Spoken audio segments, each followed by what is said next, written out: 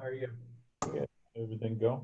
I'm on, by the way, I'm on the air. Oh, can they hear us? Yeah, I can mute it just a second. I'm getting good at that.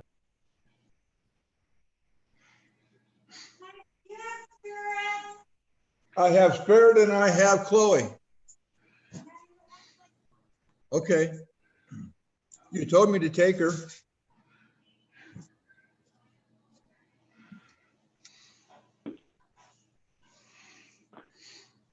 Okay, so we got Supervisor Brown, Mayor Nolan, Councilor Best,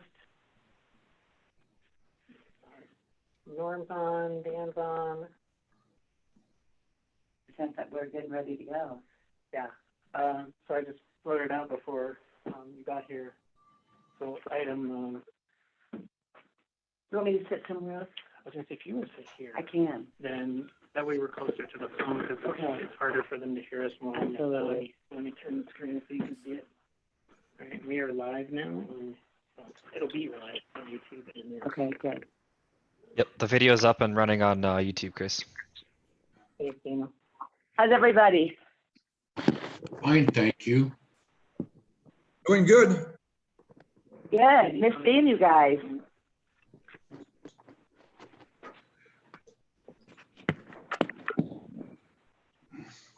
Okay. Have a few minutes. Yeah. City Hall. So there's a governor's call at 3. Yeah, I saw that. So, Yeah. I mean, I don't think the rest of the agenda will be all that much, but if we. Oh, I don't think we need to worry about that. You can always watch that meeting. Okay. Because So it's, I didn't know how many people were. yeah, it's on the House Okay. website. But hopefully he'll give us a little more guidance. Yeah, I talked with Kevin a little while ago. We were thinking if we could take his RTAC update the same time as we do the 5-year plan update. They really go together. Okay. And then, so everybody knows on the phone too, during the meeting. But Gary Knight from the State Transportation Board is planning to be on the call as well. Oh, good. So if we have some specific questions for him, Excellent. he's technically on our board, and Alvin sits in his place. So. Got it. Okay. And so we want to do that, Kevin and Yeah, so do Kevin and 5-year plan Gary Knight. together with number 4, yes. And I know Gary Knight has another meeting at 5, so this Okay. him out. That's perfect. All right. Feel like I was just here. You were.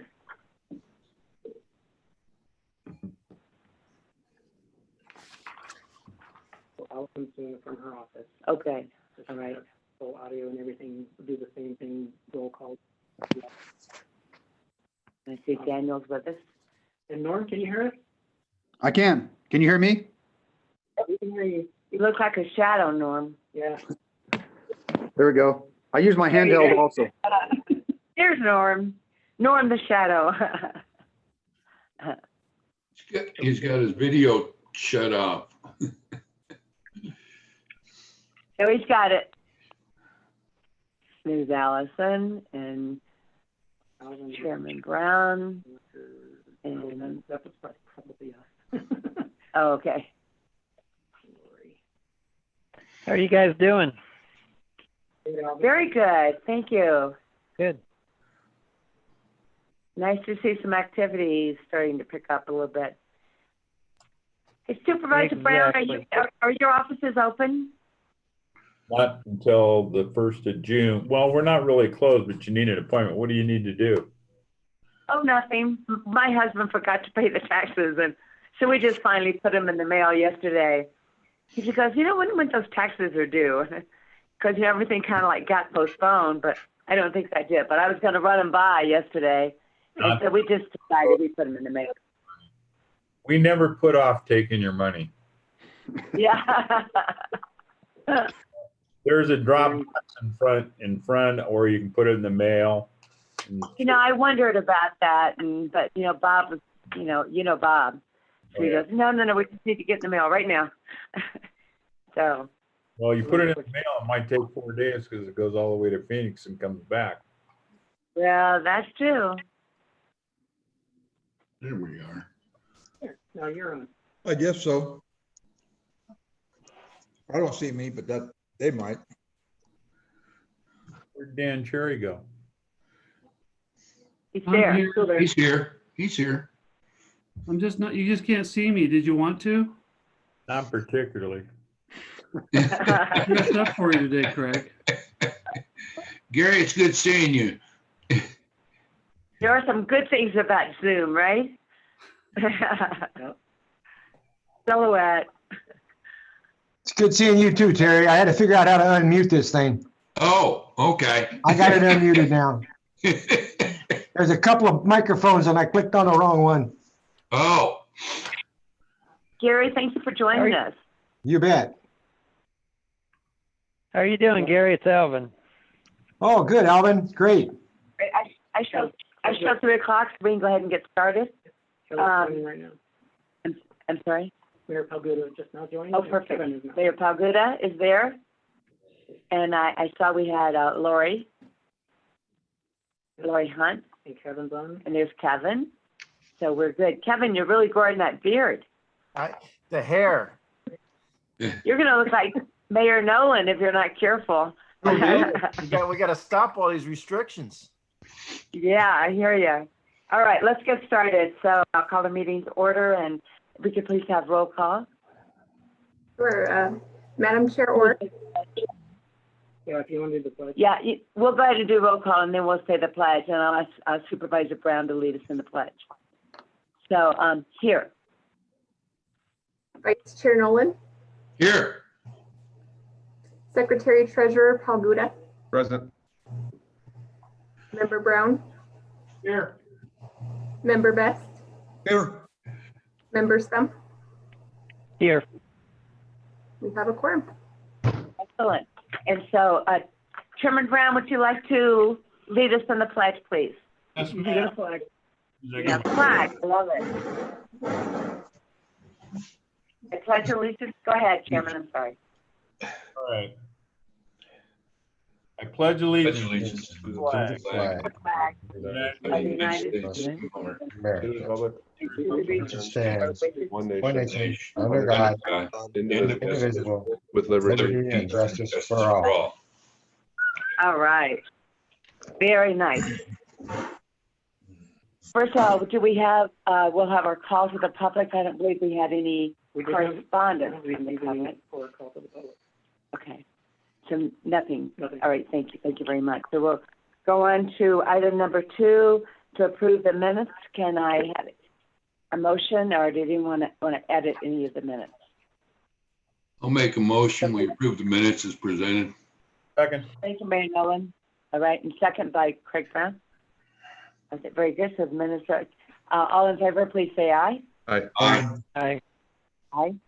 So minutes are approved. Very good. We'll move on to item number 4, which is ADOT 5-year construction program update, and then also we'll also hear from Gary Knight and Kevin.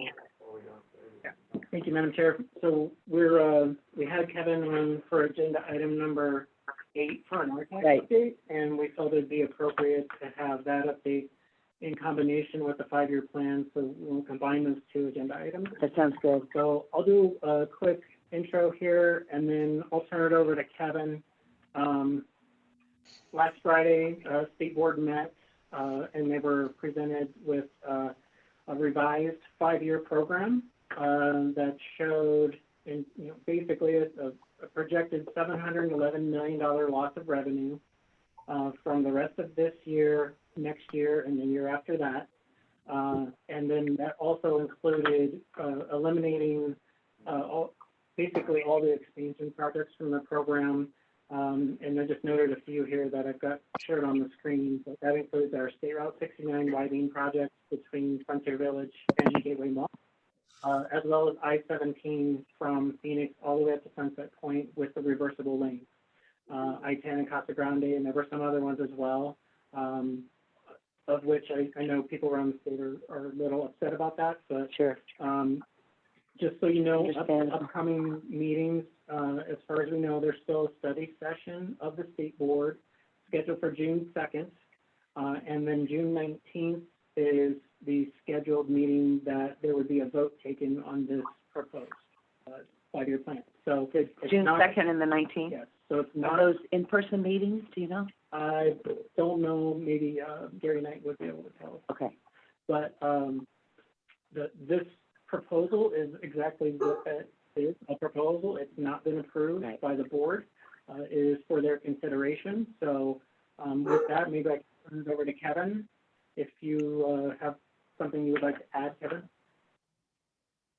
Thank you, Chris. And I think you laid out, there's some very significant impacts to the losses that now ADOT is estimating. And what I can tell you is we're seeing the same thing at the state level as well, where there's significant shortfalls estimated, but to try to pin down a number with any sort of precision, I think is still extremely difficult. I think right now, as far as the state construction plan is concerned, the most potential that we have for this to get mitigated to some degree is one, for the economy to turn around, and for the situation to hopefully not be as drastic as is forecasted right now. But then also at the federal level, Congress is starting to work on what the next COVID-19 relief package is going to be. If There's tremendous level of support for both relief to state and local governments for their budget shortfalls. I think that it obviously directly impacts you all as far as the local jurisdictions you represent, but it also has an indirect impact on transportation because I don't think there's a local government in Arizona that doesn't provide some of their general fund revenue to transportation. And then at the state level, if you have a very significant budget shortfall at the state level, you can be pretty confident that they're going to be looking at HERF to make up some of those holes. And so sort of holding the states and locals harmless with their lost revenue, I think is a big priority. But then we're also looking at direct transportation relief so that the transportation funding sources at the state, regional, and local levels would also remain whole. And then a third part of that is the federal transportation authorization bill, which typically goes in 5-year cycles. That's up for renewal in the fall. And there's been a lot of talk about accelerating that reauthorization now, doing it for at least a 6-year period, and doubling the revenue that gets distributed to the states in the regions during that time frame. And that's a tremendous amount of money. But of course, as part of that economic recovery, you're hearing a lot of very prominent officials, including the president, come out saying that they want to see a major infrastructure package. If you were to double the authorized funding for a 6-year period, that would be, in my estimate, about 500 billion, which is a huge number. But the president's been out there toting 2 trillion. So what I'm talking about here is only a quarter of that. And so I think there is a possibility, but there's this isn't going to pass unanimously back there. It's very contested. In particular, Mitch McConnell, the majority leader in the Senate, has indicated he doesn't support either. In other words, no support to the state and local governments, as well as no funding for transportation, at least not in this next round. However, there are some very prominent Republican senators who are in support. And it also remains to be seen what I think will be the real wild card is if the president decides to weigh in and to what degree as far as including transportation. So we've got a coalition of public-private sector folks around the state who have come together, and we've basically set some common goals, which basically is what I just laid out to you. And we've already had meetings, web conferences with Representative Stanton, who sits on the Transportation and Infrastructure Committee.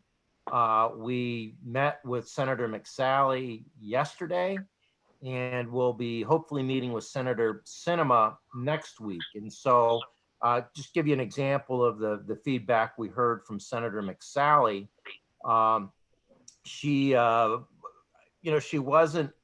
She didn't come out flat out in opposition to revenue going to transportation, although I don't think she was overly enthused about the concept. But the one area where I think she really did show some motivation was, we'd like to see that federal money come in, but we want it to come in sort of unencumbered and not have all the strings attached to it that federal funding typically has. And that includes waiving the local match requirements that are tacked on. And where that is important, particularly when you look at what just happened at the ADOT board meeting the other week, is ADOT does not believe that they have adequate state and local match funding available to satisfy the requirements of the 90 million infra grant for I-17, and also a 25 million Tiger grant for 189 down in Nogales. And so that's so one of these impacts is it's 115 million that will be lost if we have to return that money. And so I think particularly with Senator McSally, easing those federal restrictions and eliminating or waiving those match requirements so we can at least keep those two grants is probably a good place to start as far as how we respond to this. You're just full of good news, aren't you? I am. So I wondered if Gary, would you like to add to that? Kevin did a very good job of going over the meetings that we've been attending in the last 2 weeks, but and he's absolutely right. The low-hanging fruit for us that will cost the feds nothing would be for them to waive our matching funds and allow us to keep the infra grant and the Tiger grant or Bill grant that we've got for 189. Also, they need to, and that won't cost them anything. There was some question as to whether they could do it administratively or whether Congress had to weigh in on it. Whichever it has to be done, it's not going to be at federal expense. They're not going to have to come up with any money. They're just going to have to let us have the grants that we've already been awarded. And in fact, if they could go ahead and put out there that any grants that were received prior to COVID-19 that are still pending, like our infra grant and the Tiger grant for 189, and any grants that have been applied for after COVID-19 started and have not yet been granted, but if they are granted, they can waive the matching funds on those as well. I know we've got a bill grant that ADOT just applied for Monday on widening US 95 down here in Yuma County to YPG. That's just one of, I know there's more than one that they were applying for. I'm not sure what the other ones were, but that's the one in my district, so I'm well aware of it. So if they would just ease up and eliminate the matching funds, although we have matching funds for that 95 project, but nevertheless, they could go away if the legislature decides down the road that, okay, we gave it to you last year, but guess what? We need the money. It's not all been spent, so we're going to take it back. And so it's still in jeopardy. It still could be in jeopardy. So at any rate, that, I think what I took away from all of that is what we need to do as a group is we need to contact our senators and our representatives, email them, write them letters, just inundate them with requests that they ease the restrictions on the grant monies so that we can keep it. And I think that will go a long ways as to what we can do immediately. I do think that probably we should keep an eye on everything that is going on. It's just you never know what this last CARES Act, what's going to end up in it.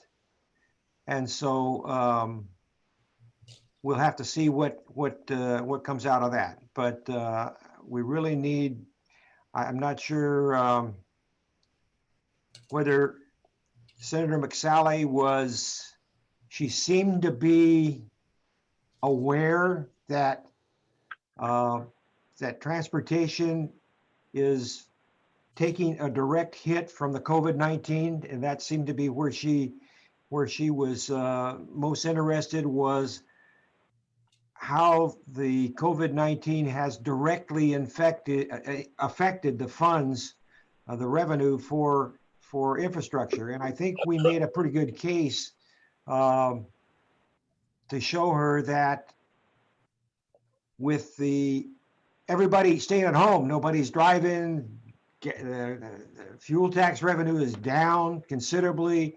I think we were able to get across to her that, look, that this is definitely being a direct impact from COVID-19, and we need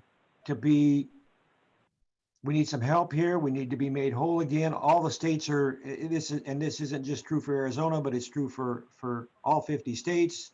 Some more so than Arizona, even because they're still kind of locked down, or at least haven't fully been released from staying at home. So we made a good case, and I think she understands a little better than she did when we started.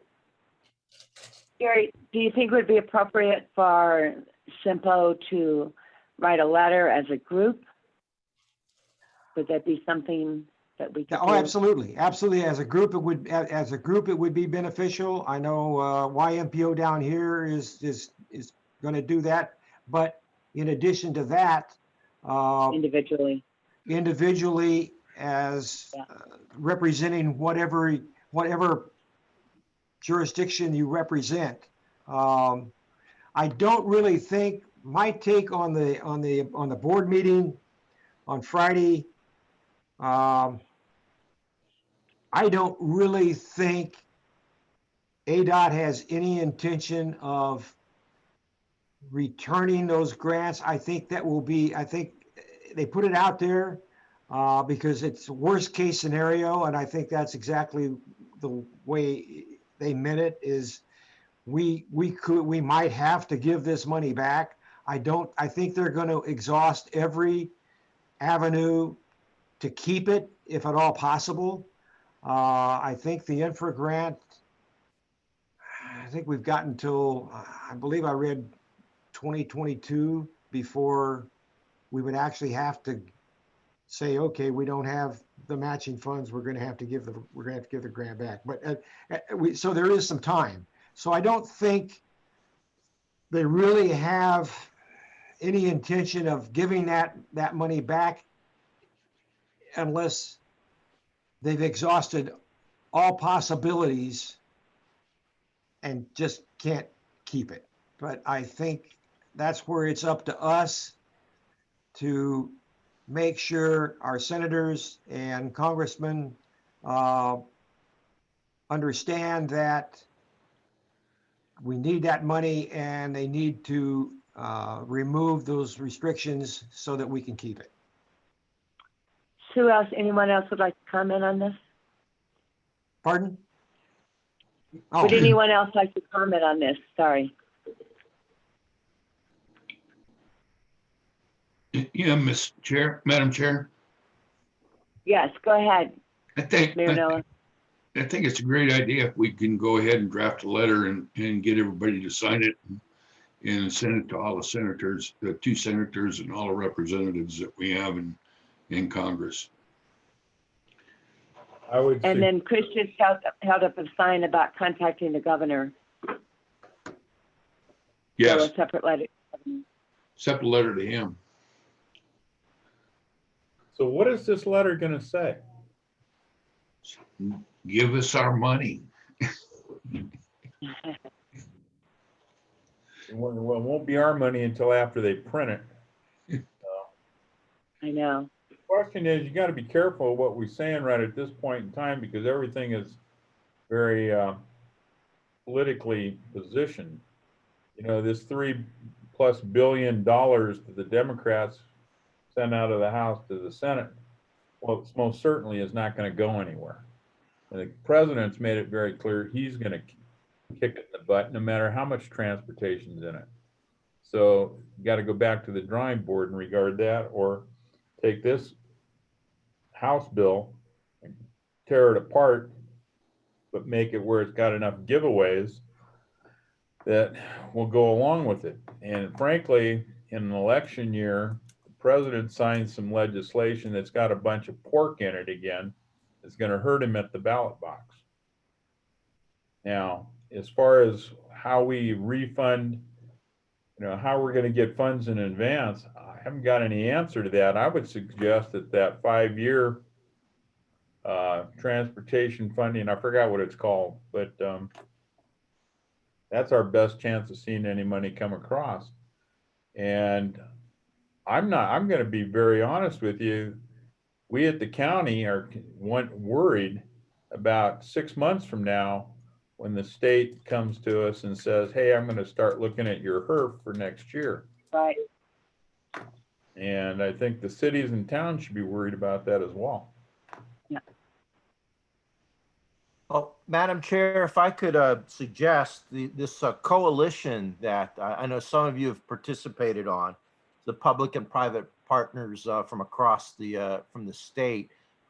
We've developed a list of very specific recommendations for contacting the message to provide to the delegation as well as the president, and I'd be more than happy to share that with you again. But it's essentially the requests that I laid out in my earlier remarks. Well, answer this question for us, if you have any idea, Kevin. Where's the $300 million that was given to the state? Where did that go? Where is it? That would have solved a lot of our problems in transportation. Sure. Craig, are you talking about the funding that was in the CARES Act? The CARES money. Yeah, there were a lot of strings attached to that. And as I understand it, the bulk of it had to be reimbursable, or it had to be utilized with a direct COVID-19 expense. And as I understand it, the state is still going through some difficulties as far as how exactly they're going to use it. So it's hopeful that if there's future funding, future relief provided, that it won't be nearly as encumbered, and it will allow for states and locals to fill some gaps in their budget shortfalls. But that first round of funding in the CARES Act was very restrictive in how it was to be utilized, and I think we're still struggling with that.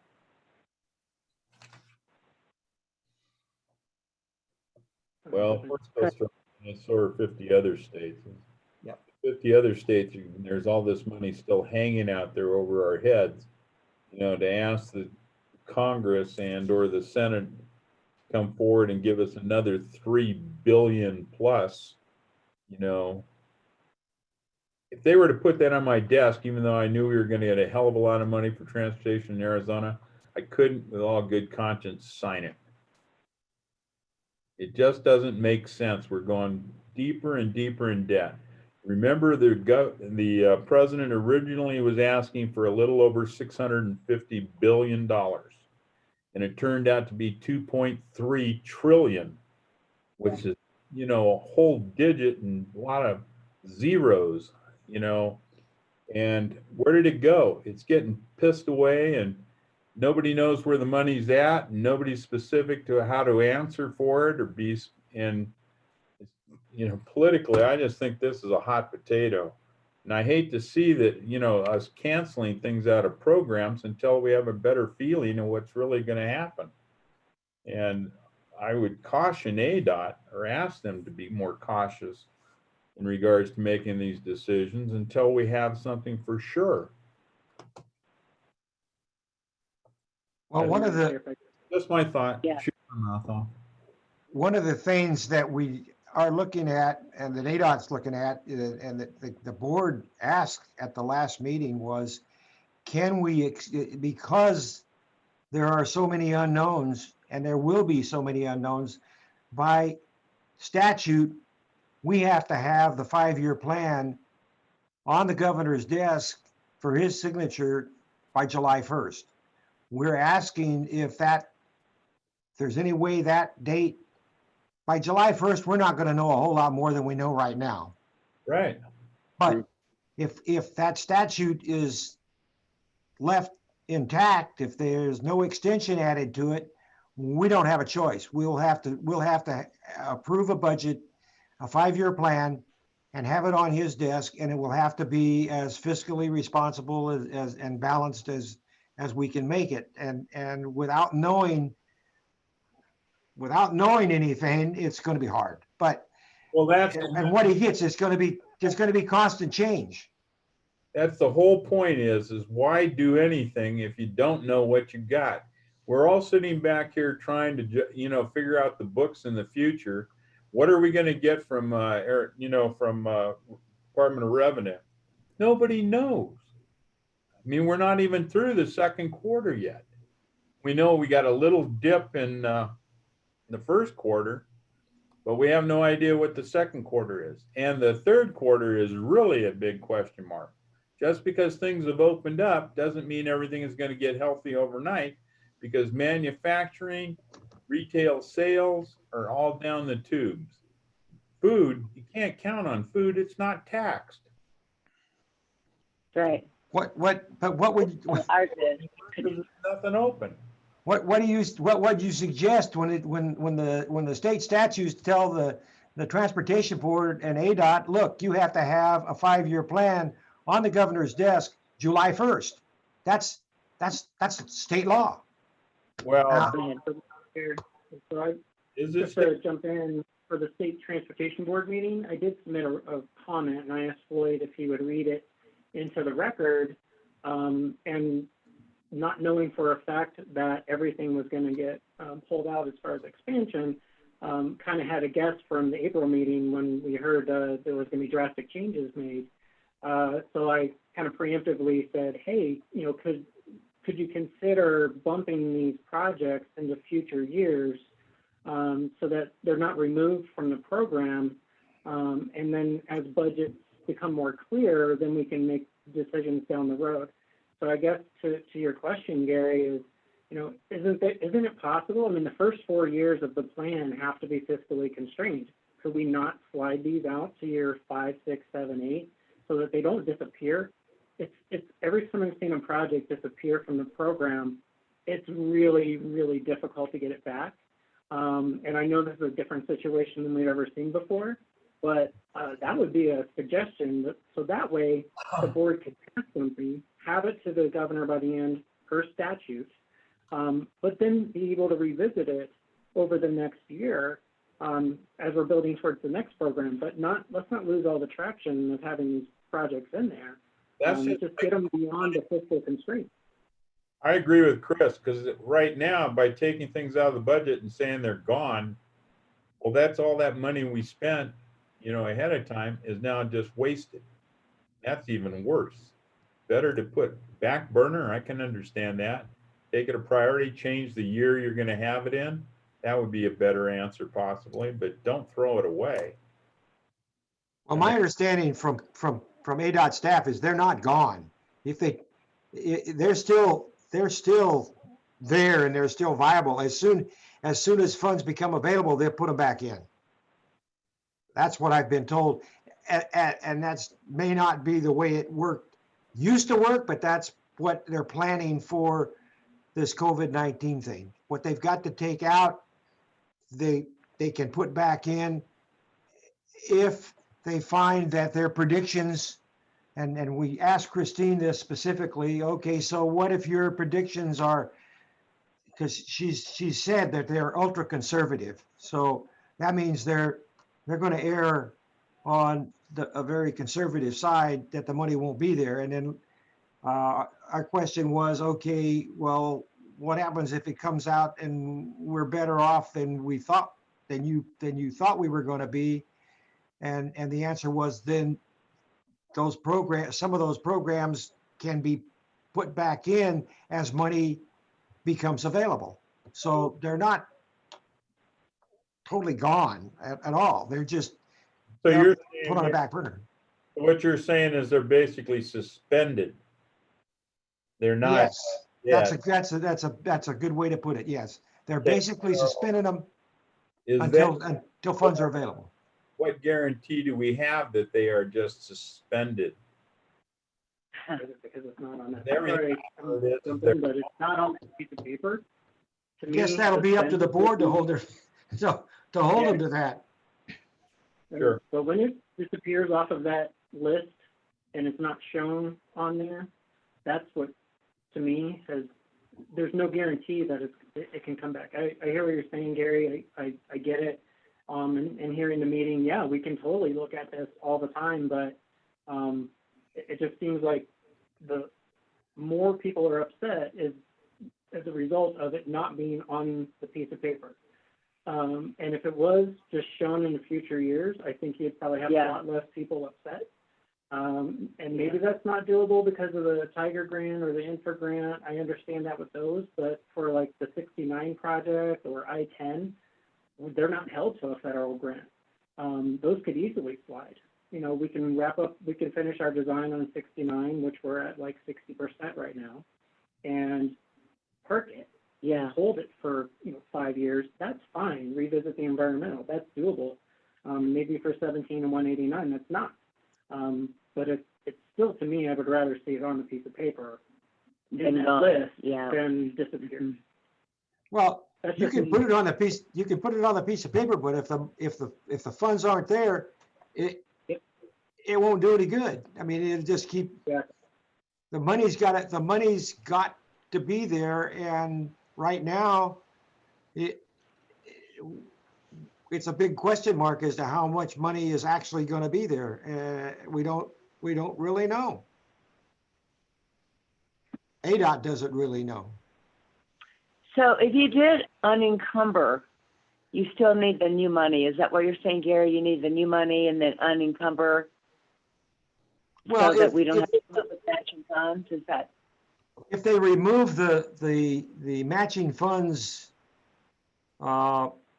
stipulation, then we get to keep the 90 million infra grant. We get to keep the 25 million Tiger grant but we'll still have to come up with the additional funding that will be required, because 90 million wasn't enough. We had 130 million coming from the state over a 3-year period to do I-17. And that money we'll still have to find it somewhere, but we'll have a little more time to do that if we don't have to worry about a time constraint where we have to have it by a certain time, or the infra grant goes away. The infra grant doesn't go away. We continue with the project, and maybe it takes us 5 years to come up with all the additional 130 million that we already had. But when we come up with it, the project takes a little longer, but the project gets finished, and we don't lose the 90 million infra grant. And Madam Chair, oh, I'm sorry, go ahead, Terry. No, I didn't have anything to say. I don't know what happened there. Okay, well, Okay, Kevin? but Madam Chair, if I may, and I'm not opposed to keeping the projects, in the plan, but pushed out to further years. But the one thing I would caution you on is I think that may give people a false sense of security regarding them, because that we're in dire straits. I mean, this program was far from good before COVID-19 ever happened. And Right. the ability to deliver these projects was already fairly perilous, and so I think it's probably appropriate for folks to know that we've really got to hold the lawmakers' feet to the fire to see these projects realized. Yeah. Or state. Who else? Mayor Pacuda, do you have any thoughts? I mean, we're all on the same page in regards to, I mean, this is just a challenging, difficult decision. And like Craig said, we just don't know what we don't know right now. So Right. it's so hard to get that crystal ball out. And I think we're just in a tough position, and we have to just decide on, hey, we are going to go this route and stick to it. Whether we're going to start, put our wish list 3 years out, 5 years out and say, hey, we'll probably make it happen then so be it. Or we just say, this is what we're going to do. We stay on this track and just continue forward. That's my thought. That's what I mean about the letter, coming forward, Billy. Right. We wrote a letter, but right now, I couldn't even write the letter because I wouldn't know what the hell to say. Yeah. Yeah. There's no for sure's I can bank on to refer to. Yeah. Well, at the present time, about all you can ask for is ask for them to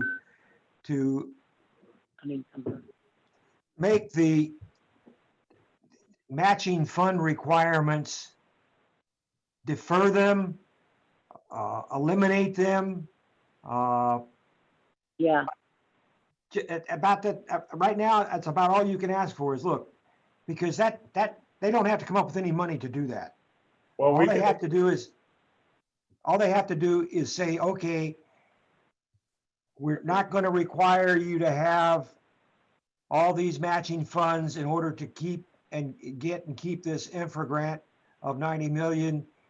You don't have to show us all of these matching funds in order to get it. So we need them to remove the restrictions and strings from the grants that we've already been awarded and the ones that we've applied for. That's what we need at the present time. That would help considerably.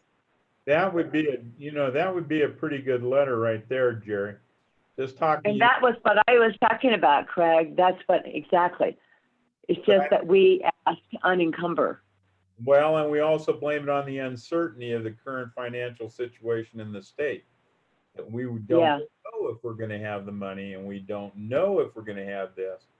Therefore, for this time being, waive that criteria. Exactly.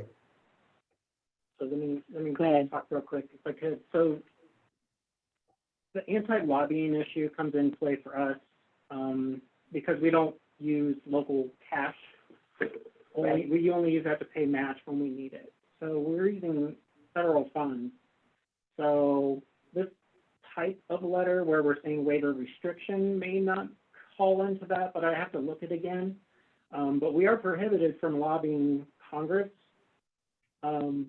Basically, we're paid with federal funds, so as an MPO, us to write a letter could be in violation of that, and that is a $100,000 fine.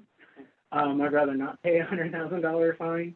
And I don't know if that's like per person or per incident. I don't know what that is. I'd have to look at it again, but that might take some time to figure that out. But we could, there's no reason that you can't, as individual board members, write a letter and send it to Congress and say, hey, I'm an elected official for this city or town. I also sit on CYMPO board. That would be fine as long as staff isn't doing it and we aren't presenting it through a meeting. I think we'd be all right. That way they still get the information, and it's something you've done on your own. It's not something we've done with staff time and board time and all that.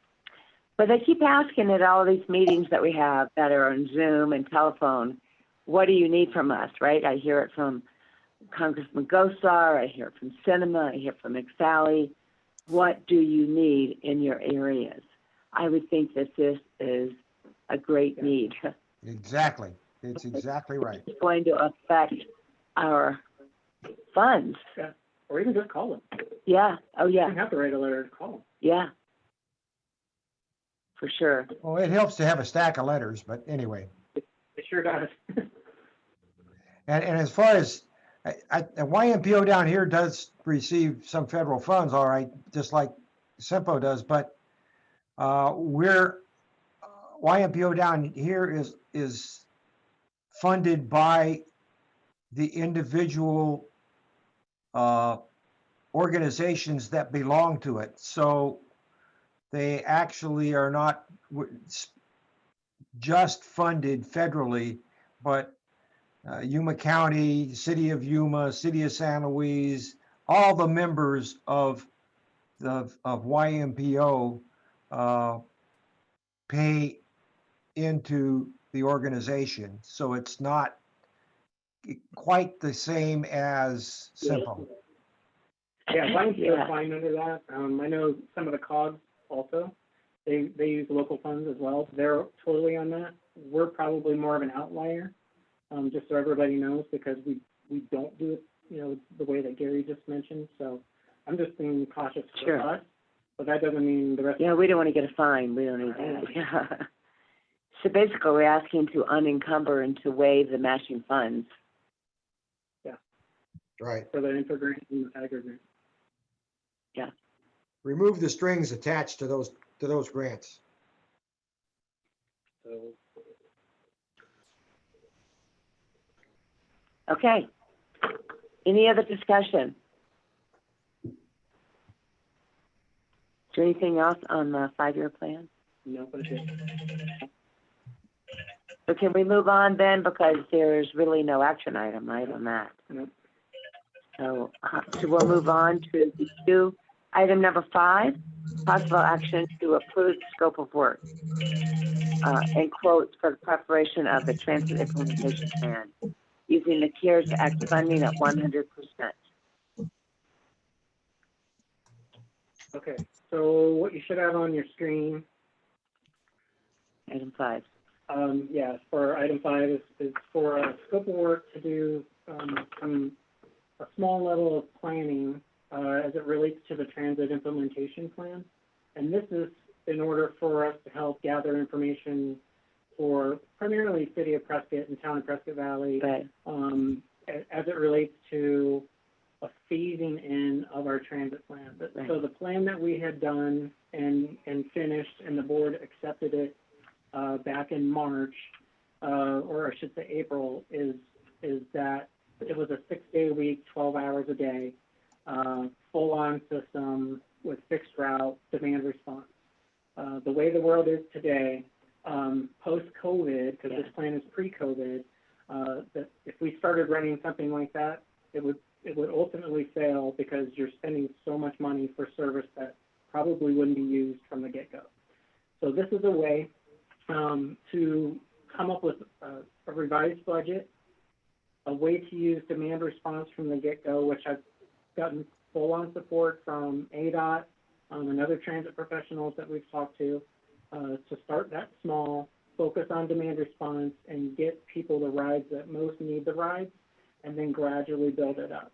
The second part of this would be to stretch those CARES Act funds to at least 3 years, which is one of the items here in the scope, and when we reviewed this with the TAC last week, the town brought up the voucher program that they currently partner with NACOG on. Right. And so we added that language, which is highlighted on the screen here, if you're able to see it on your computer.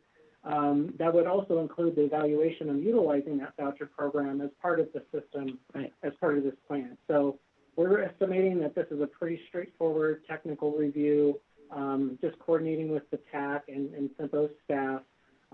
We would aim to have this done by the end of August. Right. So that we could bring that information to potentially, has not been decided, a date, time, or if it actually happened, but potentially a joint meeting of Prescott Valley Council and Prescott Council to go over all this information, answer the questions that they have as it relates to forming a joint powers organization, and having that decision to yes, move forward. So it's kind of a benchmark. And that's to be in September. Yeah, probably September-ish. Yeah. Yeah. We don't know exactly, but this scope of work would allow us to go out for quotes, request for quotes, and get that turned around and hopefully get a consultant on board. We have to send it to at least 3, but we would send it for sure to Nelson Nygaard, who was on the team that just finished the trip, because they're the most familiar. But we do, by requirement, need to send it to at least 3, so we'll do that. And we'll see what proposals we get back. Hopefully, we could get somebody on board and up and running in July under a professional services agreement. So if this looks okay, we would include this for reimbursement from some of the CARES Act funds for the 5307, so it's 100%. There'd be no local match required. The CARES funds, you can do activities all the way back to late January, I think it's January 20th. So this is okay. ADOT, the transit staff said this is a good idea. And then once we hit that next benchmark, if the city and the town, being the majority of the service area, say, yes, we want to go forward, then we would have another pot of planning money to help with the formation of a joint power organization, looking at direct recipient status, and that's what we would do moving forward. So this isn't necessarily committing anybody to anything. It's just getting more information so you can make a good decision, just like we talked about on the 5-year plan.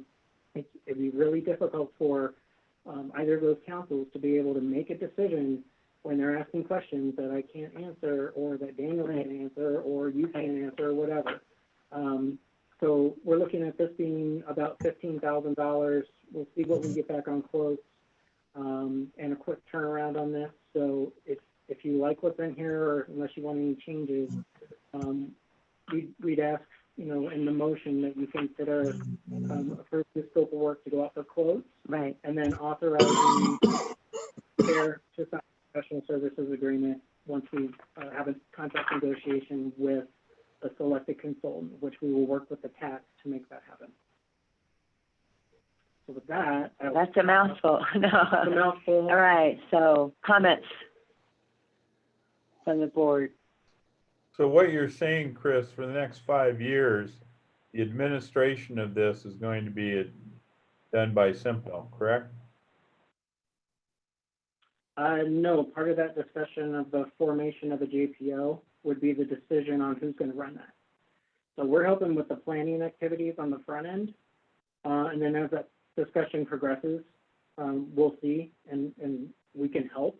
Right. But there may be a totally separate organization that maybe the city wants to do or the town wants to do if they go their own path, or if they want to work together. It could be a standalone. We could help. Those answers aren't there yet. Let me ask you a question. Have both cities officially acknowledged and accepted this plan? No. And that's part of the process here. We're thinking that maybe by that September would be it. But I know Norm contacted me earlier today, invited me. There's a work study session for the town of Prescott Valley on June 4th. And I said I would be happy to be there to answer any questions for the council. And if Prescott Council would like to do the same thing, I'm willing to do that as well. Sure. I can answer what I can answer, but we can present the final transit implementation plan. Will the 5-year plan take into consideration this is only a 3-year grant? Yes, And that's what you read in what we've submitted in the agenda. yeah, we've put a requirement in there that it be a minimum of 3 years, but have a 5-year plan with a 5-year budget and a 5-year projection for writers. Okay. Okay, any other comments on that? One of the things that we found out from Jill from ADOT is that Norm wanted to just go with the voucher program, but it cannot be a standalone. So that's something that we can bring into this plan as we go forward, but it cannot be a standalone. So I Voucher think that program was didn't generate enough writers. right. And I actually do think that the on-demand, so what you've been able to find out, Chris, is that the on-demand is actually better. And that's kind of where transit is going anyway. Right.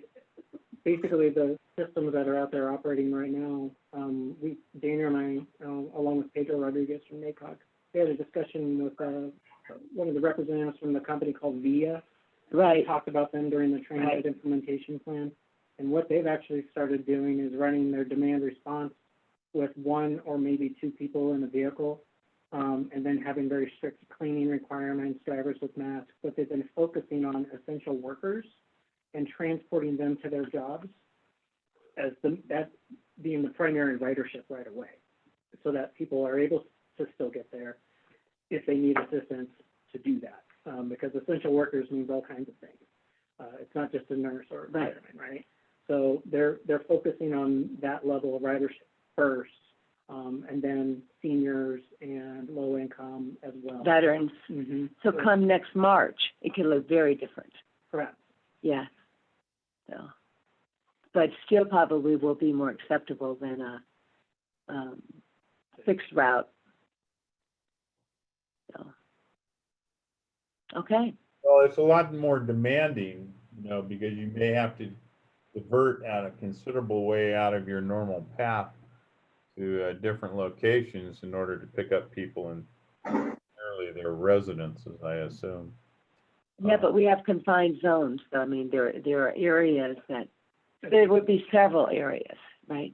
So that's what we would get out of this study. That's why we need the answers for that. Because I can't answer what you write it down. Just so plug and go system, Chris, kind of like Yeah. we were looking at with the that's what we would hope. small bus. Yeah. Okay. But if the results of the study come back that it's not going to work, we move on with our lives. Yeah. Okey-doke. Hopefully that's what we're going to find out. Yeah. But yeah. We'll find out something. Find out somehow. Got to try something. Yeah. Okay. So I Madam think we Chair, actually should. Madam Yes, Chair. go ahead, Yes, Mayor. it's Terry. Hey, so now you're gonna have to sit down and redraw the plans and the routes and everything else, or, the way it sounded like you were gonna go pick people up at their homes and get them into the system. Am I correct? Yes, hold on, Terry. Yeah, Yeah. so what this would do would phase it in to get to the plan that everybody agreed to. I mean, we have strong stakeholder participation.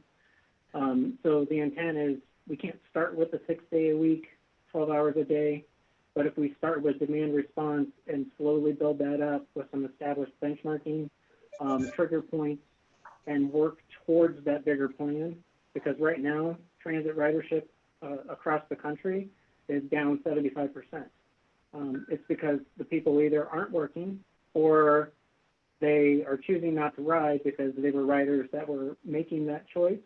The riders that are being served are the ones that need it most, the core ridership. So we want to focus on those first and not provide a high level of service that's simply convenient to get people on the system. That doesn't mean in year 3 or 4 or 5, that's not where we're at. So basically, it's kind of a hybrid, as I see it, Terry, and Yes. a combination. Yes, please go ahead, Mayor So I Palguda. think it's more starting off where we're going to do more of the ride share on demand, and then hopefully organically it grows into something else. Right. And it's just With kind of starting riders. off. And I think they're almost doing that more with Uber and Lyft for almost a carpool type of environment where people that are consistently either going to jobs or going, they're on a schedule where they're constantly utilizing some sort of transportation. And I think this gives it an opportunity to seek those people out and then build off of that. And then again, at the end, if it works, great. If it doesn't work, as Craig said, at least we tried. Yeah. Yeah. And then we're still not out much. You know what I'm saying? We're still starting off small. You're not shooting for the It's going to moon. be effort. Yeah. Effort for all of us, but yeah, we've got effort. My effort comes pretty free. I got actual effort. Lots of effort. So, but I actually think it's could be an even better system than the fixed route. Terry, I think it could be, especially when you look at our clientele, our seniors, our veterans. Those are the people that you can pick up deliver them to 2 different places, and on the way pick up Billy, and on the way drop off Chris, and then pick up Cal on the next trip. So it's a lot more flexible, and I really think it'll be a combination system that we end up with in the long run. Yep. It'll be interesting to see what happens, because, and I don't know if Jerry or you and Kevin have any input from what you've seen around the state, but I'm kind of looking forward to seeing what we come up with. It's going to be a lot more expensive to do it that way. We have fixed routes and fixed stops here in Yuma. And in fact, our transit system runs all the way to San Luis on one side and Welton on the other. And so it only works, and of course, none of them are going to make any money, but it would be a lot more expensive if we actually took people to their individual residences and picked them up there. I can't see where that would work for us. I'm not sure about your situation. Well, hopefully, because we're designing it that way from the start, we can find out what happens. And expectations of ridership are much lower that way. People aren't expecting a certain degree of service. They're expecting what we lay out to them. That's right. It's okay to see 3 people in a van, but if you see 3 people in a bus that can hold 20, not good. Yeah. Okay. All right. Very good. I think you need a motion? Yes.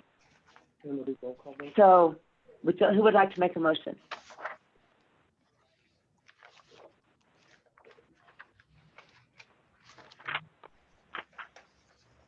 I'll make a motion to recommend approval of the presented scope of work for the 5-year phase transit system and to authorize issuance of a request for quotes. Okay. I'll second it. Also for the chair to sign Professional services. Cal, we could add that. All right, are we okay? I believe so. He agrees. Okay, good. And who did the second? I did. Terry. All right. Thank you, Mayor. Okay. So, all in favor, we're going to do a roll call. Let's start with Chairman Brown. No. Okay. Who is next here? We have Mayor Palguda. Yes. Thank you. Terry Nolan, Yeah. Mike Bass, Yes. and we had Alvin. Yes. Very good. And myself, I am a yes. And that's it? Did you get those, Allison? Yes, you did. And so we are, what's the vote, Allison? 6-1. Okay, I just wanted, yeah. 5-1. 5-1. Yeah.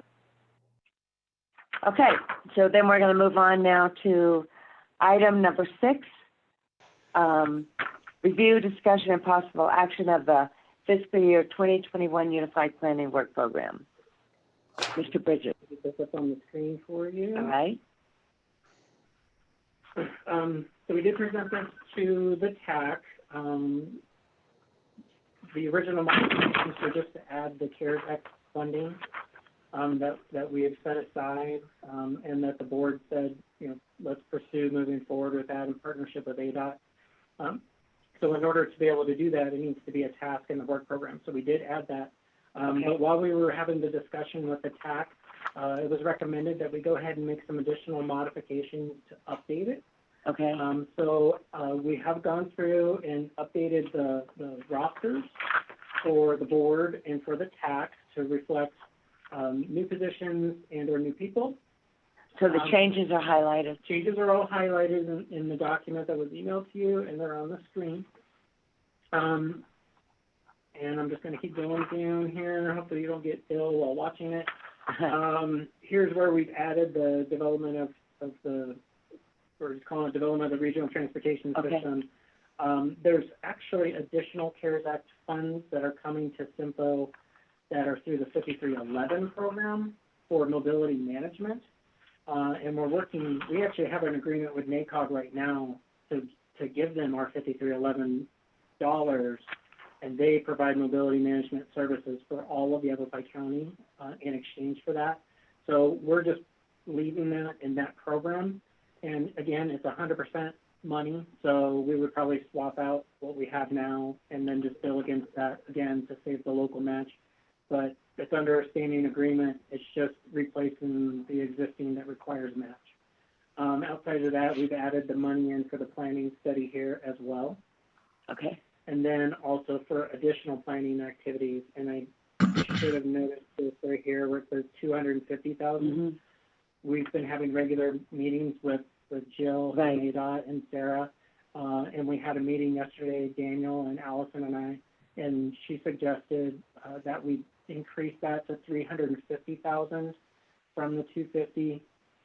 Their reasoning being that 250 might be enough, but if it's a not, to go through the direct recipient status and the joint power organization, and if it keeps going down the line of doing an RFP and a transit manager job description, that it'd be better to have a buffer of additional funding rather than having to go back. They said it's much more difficult on their end to try to go and add additional planning dollars.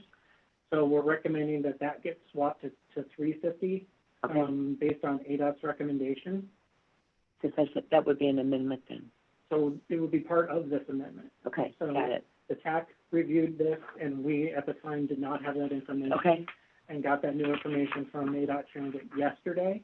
Right. So we would ask that the board consider in their motion making that 350 instead of 250 for the 5307 CARES Act funds for the planning activities. And then we've added or updated the accomplishments. Right. Because some of these things we've actually completed that in the old document it said we were going to be doing. Right. So we've made the change per the TAC recommendation to show we've completed the 2045 plan, we've completed the transit implementation plan, and just getting that up to where it makes a lot more sense. So it actually shows the things that we've accomplished rather than having a year-old document. Yeah, that's good. And we did make a clarification on the regional planning projects. We have the list from the 2040 study in there, talking through with the TAC, which tomorrow the TAC will be having a meeting to discuss future planning studies, moving forward with the project assessments and alternative selections. So we've updated the list of projects on here to reflect the 2045 plan, which you have approved. So this is the most current list of projects, and it replaces the old one that was from the 2040 plan. So this way the public has a better idea of what projects it is that we're looking at that we can potentially use. And then again, clean that up in the proposed activities moving forward by making sure the 169 is in there, 89A Robert Road, which we did have the quotes go out through the on-call. We've received that. The TAC also tomorrow will be making a recommendation on who we're moving forward with those. So we've cleaned all that up, to be more representative of what we actually have completed and what we will be doing.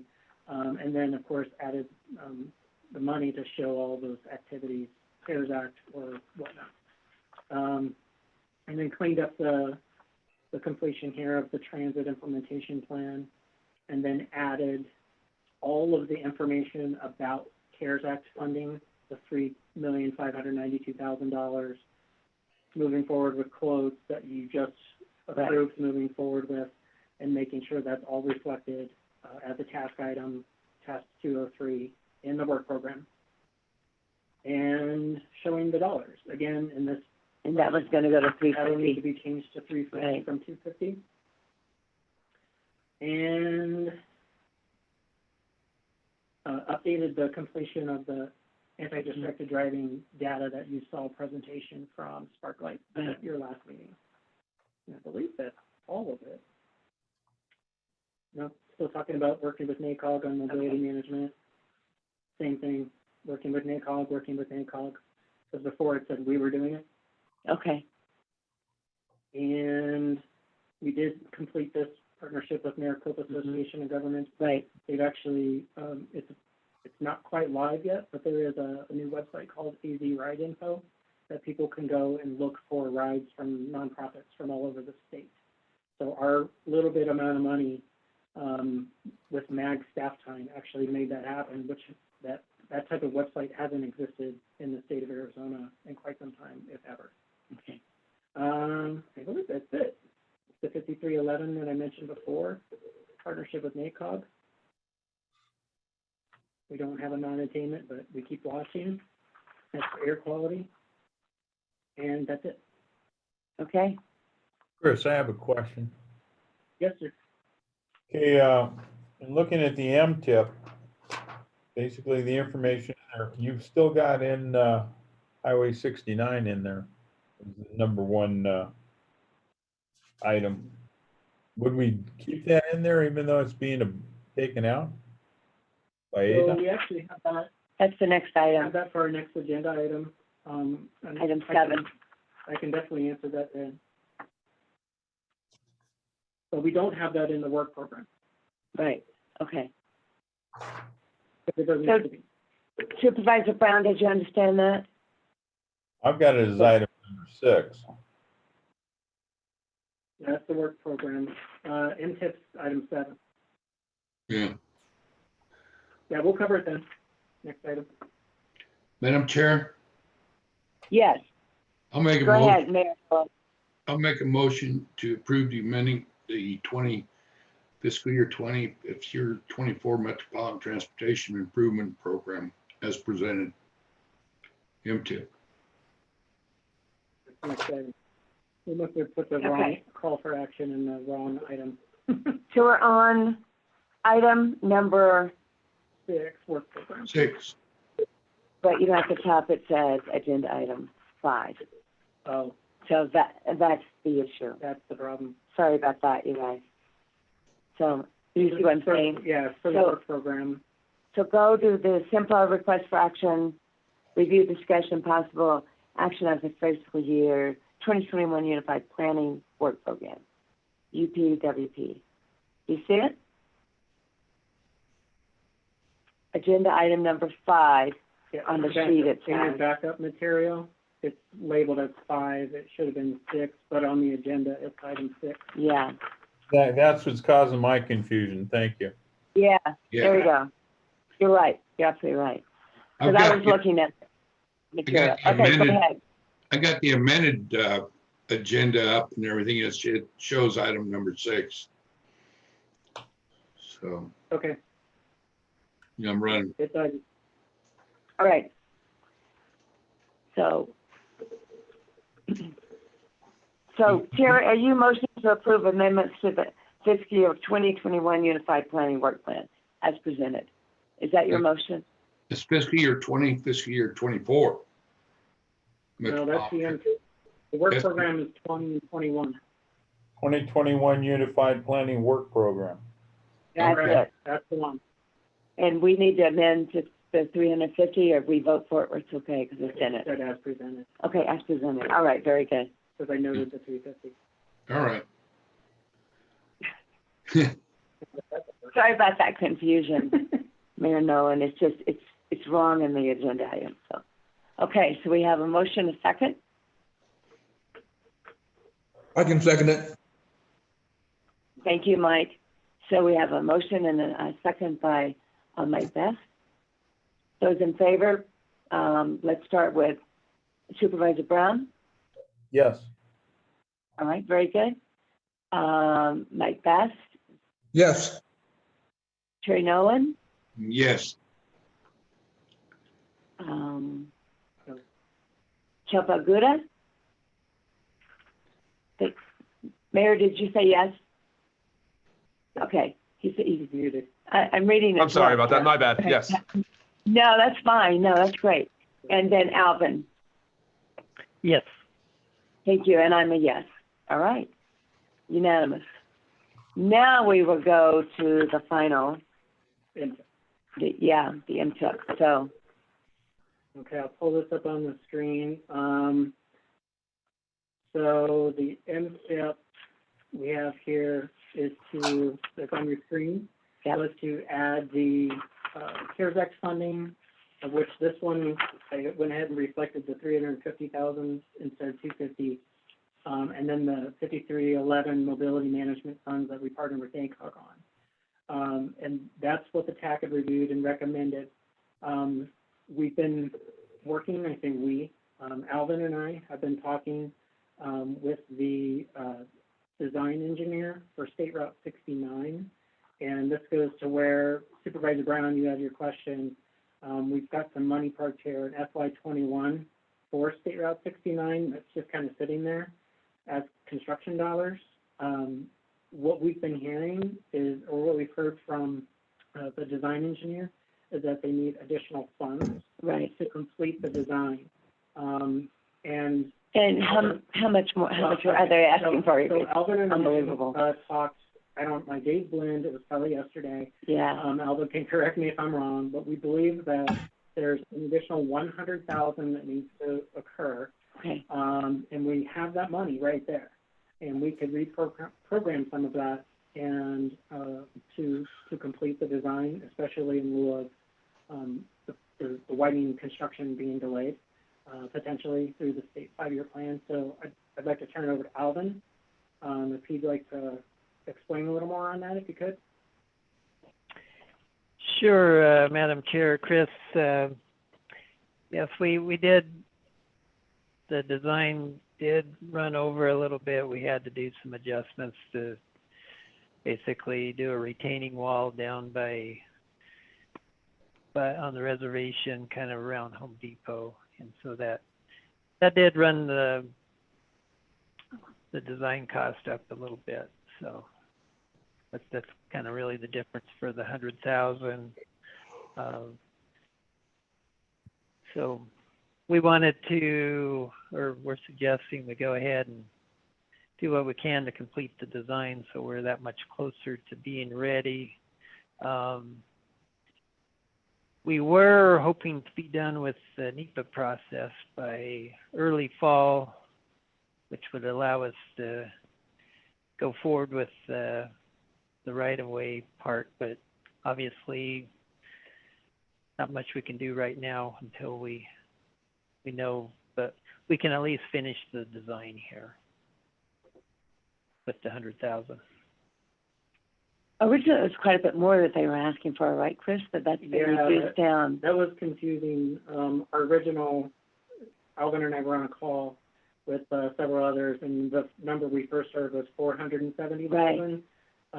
But we've kind of parsed that down and figured out that they were trying to combine right-of-way acquisition and utility relocate as part of the design, which, the way Alvin put it to me, probably makes sense as an accounting measure, but does not make sense per our agreement, which said that it's only for design and does not include right-of-way and utilities. So Alvin and I are in agreement.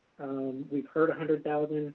I would even pitch it to kind of like what ADOT just did with the transit funds. Maybe we program a slightly bit more to have a buffer, unless Alvin feels the 100,000 is adequate. Like I said, we've got 370 sitting there. to be able to use and reprogram it. So if you do approve the amendment to the TIF for the addition of the CARES Act fund, it would be an additional part of the motion to include $100,000 reprogrammed in fiscal year 21 for State Route 69 design. Unless Alvin feels that maybe it needs to be slightly higher than that, I'm okay with the 100,000. And we'll try to answer any other questions you might have on that. So let's go back to Supervisor Brown's question was that we're going to move ahead with the design, even though it's not in the ADOT 5-year, and hoping that it will Correct. remain and just be rescheduled.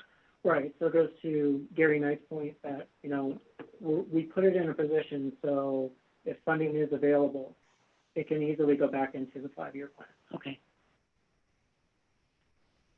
Good, thank you. It seems like it's been forever, right? This has been the most challenging project. It has. It's less than a mile. Crazy. All right. Can we have a motion? Any questions, first of all? All right. Can we have a motion?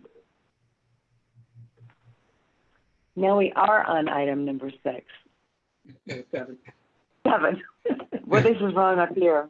Yeah, in your background material, because we had added item 4, Oh, okay. our numbering got messed I up. keep looking at the background. Yeah. So On the you want agenda is, you want a motion to approve the amending the fiscal year 2024 Metropolitan Transportation Improvement Program as presented? Is that the Yes. motion you want? That is your motion. Okay.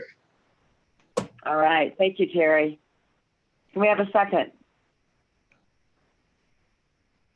I can second it. Thank you very much, Mike. And we'll do a roll call vote. Chairman, keep calling Supervisor Brown. Aye. Because he's Supervisor Chairman, that's right. The other chairman. The other chairman, yes. So you said yes, Craig? Yes, ma'am. Thank you. And Terry Nolan, Yes. Mike Bass, Yes. Kel Paguda, Yes. Alvin, Yes. and I vote yes. All right, very good. So we've already had the RTAC update. we're at agreement. So any other comments for the good of the order? If not, we are adjourned. Thank you all. Great job, And Stay Trevor. healthy. thank you, Gary, and thank you, Kevin, for coming. Thank All right, you. take care.